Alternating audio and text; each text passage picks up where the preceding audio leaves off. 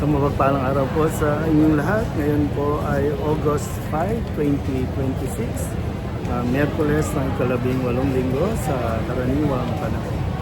Ating pong unang pagbasa pagninilay sa araw na ito ay hinango mula sa aklat ni Propeta Jeremias, chapter 31, verses 1 to 7. Noong panahong iyon, sinasabi ng Panginoon, sa araw na iyon, ako'y magiging Diyos ng buong Israel at magiging bayan ko sila.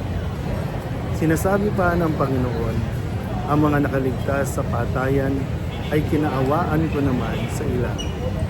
Nang ang Israel ay naghahanap ng kapahingahan, napakita ako sa kanila mula sa malayo. Sa simula'y inibig ko na sila at patuloy kong itinagmamalasakit. Muli kitang itatayo, marilag ng Israel. Hahawakan mo uli ang iyong mga pandireta at masaya kang makikisaya.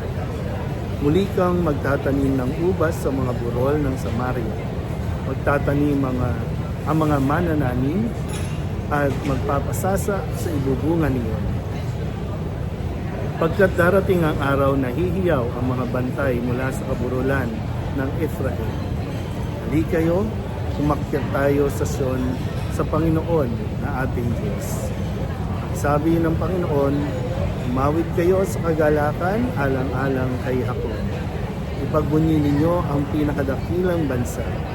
Magpuri kayo at inyong ipahayag na iniligtas ng Panginoon ang kanyang bayan, ang mga nalabi sa Israel. Ang salita ng Diyos. Muli po, isang mapagpalang araw sa inyo pong lahat sa pagpapatuloy ng ating pagbabasa mula sa aklat ni Propeta Jeremias.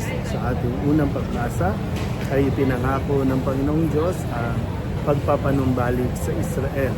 Babalik na ang Israel sa kabila ng kanilang pagkakasala at pagmamatigas. Matagal nang minahal niya pa rin.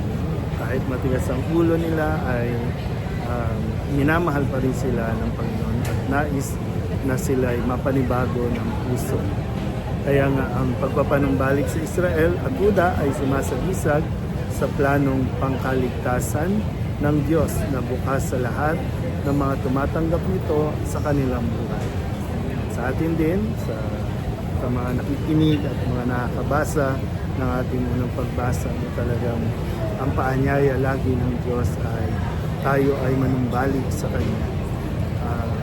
Yun lagi yung Kanyang habol, no? Kahit na matigas ang ulo natin at patuloy tayong nagiging mahina dahil kung kaya't nagkakasala tayo at nasasaktan natin siya. Pero ganun pa rin ay hindi naman nawawala talaga ang Kanyang pagmamahal.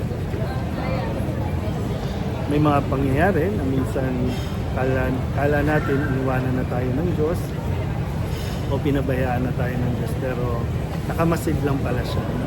Nakatingin, naghihintay, no, na tamang panahon. Kapag talagang gusto niya na rin, no, nakikita niya hirap na tayo, ay siya na rin naman talaga ang pusa, no, o magpupusa na magparamdam ng kanyang ibig sa atin at ihatid yung paanyaya na tayo po ay manumbaling sa Kanya. Muli po, isang mapagpalang araw sa